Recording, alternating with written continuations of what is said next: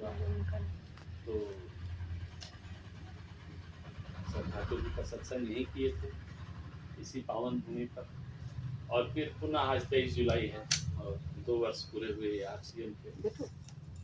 तो फिर ठाकुर जी को हम याद किए, क्योंकि हमारी शक्ति तो ठाकुर जी ही है। और सारे गुरु भाई को हम यही कहते हैं कि अपने खुशी में अपने गुरु को जरूर बुलाएं।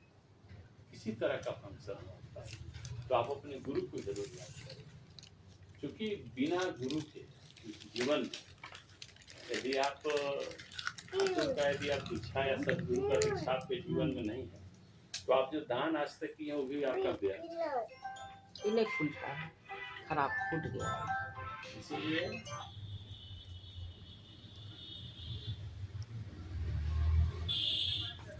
मृत्यु नहीं हो, ये प्रमाणित है कि जो व्यक्ति 30 दिन कंटिन्यू स्थिति कर उसका अकाल मृत्यु नहीं हो सकता है, ये ठाकुर जी बताए हैं।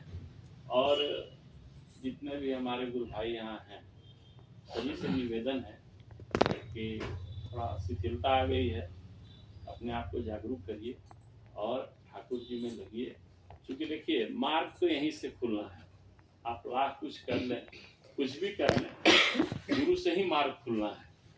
आज जितने लोग भी तकलीफ में हैं या दुख में हैं तो अपना जीवन का एनालिसिस करिएगा कि कहीं ना कहीं आप ईश्वर को भूलते हैं, गुरु को भूलते हैं, तभी आप पर विपत्ति हावी होता है।